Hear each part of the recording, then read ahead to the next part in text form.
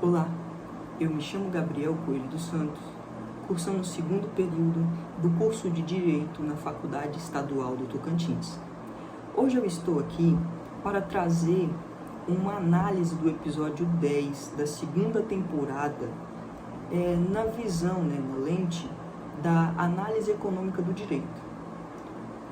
Antes de entrarmos dentro do assunto, dentro do resumo e da síntese desse episódio, que particularmente é um dos episódios favoritos dessa série para mim, eu trago aqui as frases de Nicolau Maquiavel. Abre aspas, Nicolau Maquiavel diz o seguinte: os que vencem não importam como vençam, nunca conquistam a vergonha. Bom, é uma frase assim que pode soar um pouco antiético, e é exatamente dentro dessa visão antiética que eu vou trazer a análise econômica do direito para este episódio. Bom, fazendo uma breve síntese sobre o acontecimento para chegar no episódio 10, a empresa que Harvey Specter e Mike Ross, que são os protagonistas dessa série, trabalham, é a empresa Pearson.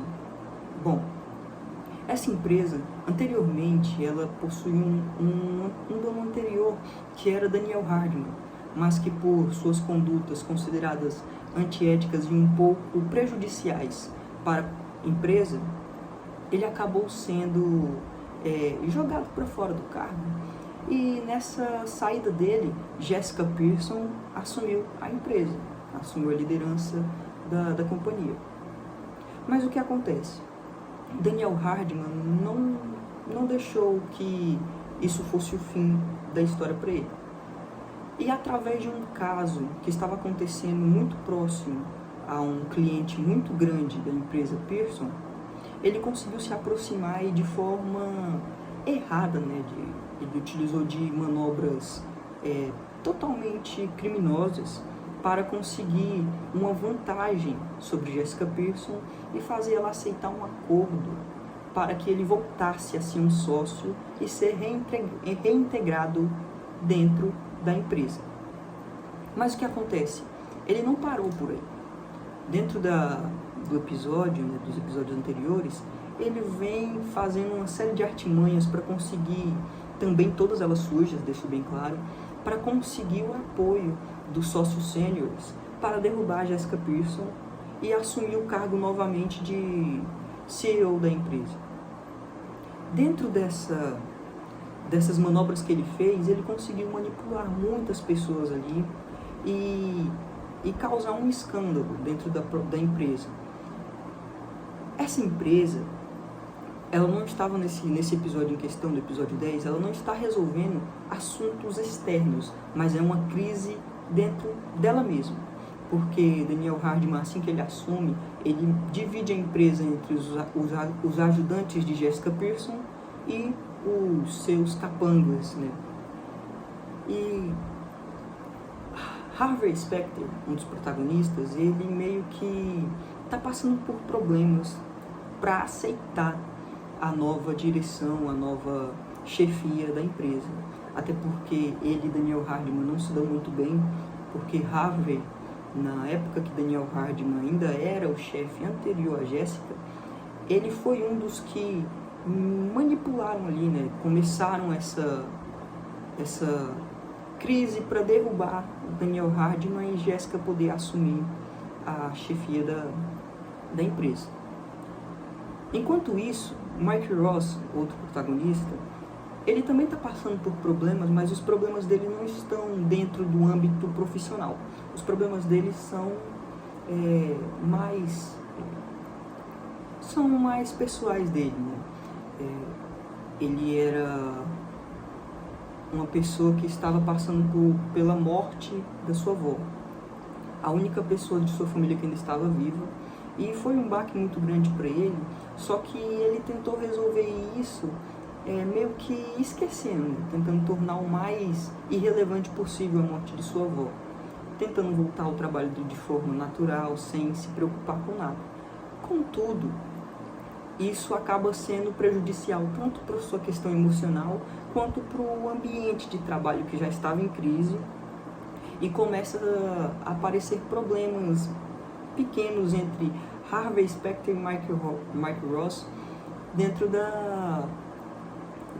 do elo que eles tinham, né? Porque além de amigos, eles trabalhavam juntos, e os atritos que ambos estavam criando entre si estavam acabando atrapalhando um pouco o desempenho do lado deles, né? Da visão que eles estavam tentando fazer para conseguir novamente fazer com que Jessica Pearson assumisse a liderança da empresa. Agora, entrando dentro dessa análise, eu vou explicar por que eu trouxe essa frase de Maquiavel. Bom, Daniel Hardman, ele usou de uma estratégia suja que foi implantar provas de jeito criminoso. Ele forjou provas que deixasse a empresa Pearson em desvantagem no caso. E para conseguir ganhar este caso, ele meio que propôs um acordo extrajudicial, onde ele voltaria a entrar no poder, desde que, para esquecerem esse problema que teoricamente não existia, porque ele forjou ele, entendeu? E o que acontece?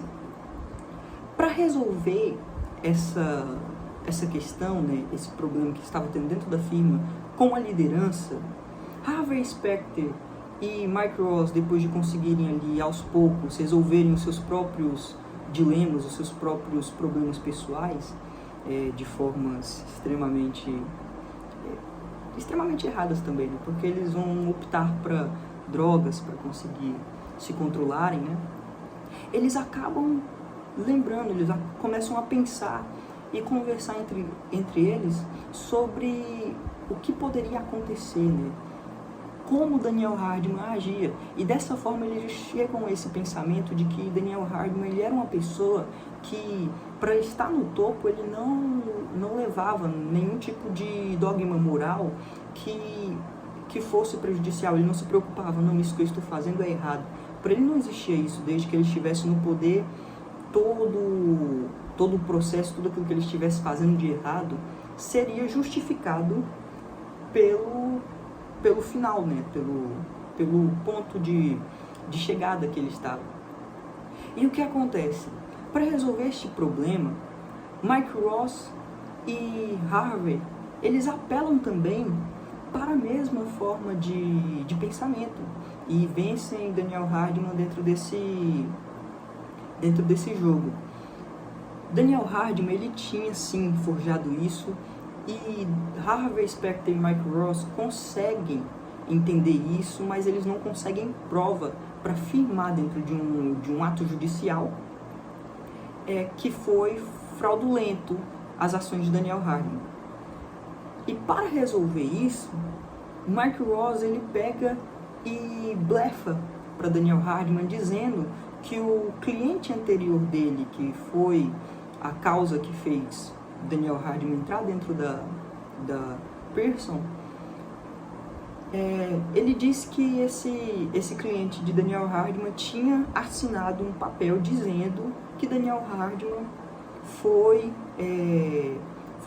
fraudou todo o processo, e que ele disse para ele que, se assim fosse feito, nada aconteceria com esse cliente, né?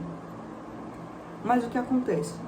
Sabendo que era um crime, Mike Ross, ele meio que não assina verdadeiramente no lugar do cliente de Daniel Hardman. Ele apenas blefa e coloca o seu nome no lugar. Mas ainda assim é uma estratégia errada. Porém, eles não resolvem isso de forma judicial. Por quê?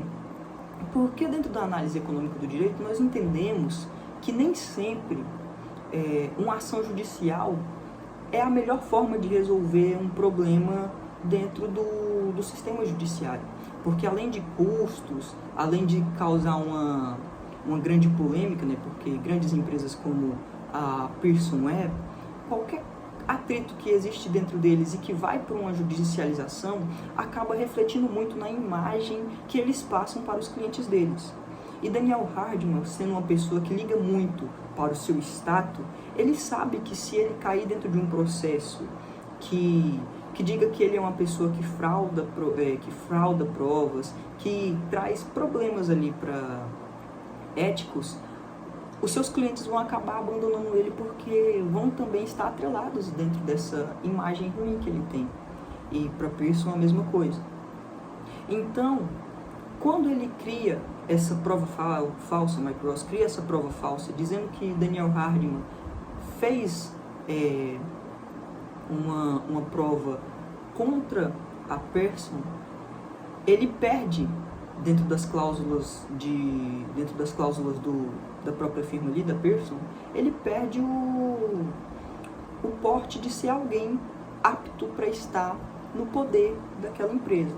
Até porque dentro da cláusula ele diz, exatamente no episódio ele vai dizer que existe uma cláusula que diz que nenhum dos sêniores podem criar provas fraudulentas ou nenhum tipo de prova contra a empresa, exatamente para manter a imagem que aquela empresa tem para os seus clientes.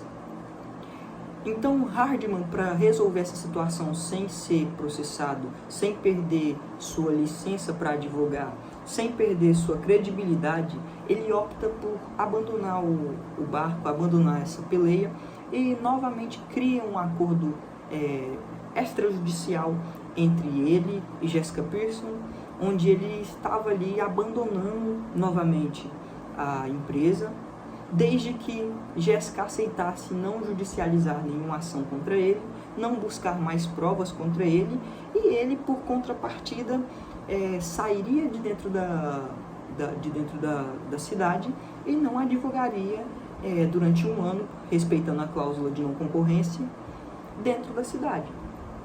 E essa é a análise que eu trago hoje sobre este episódio, e eu achei muito interessante essa frase de Nicolau Maquiavel, que diz, né, os que vencem não importam como vençam, nunca conquistam a vergonha.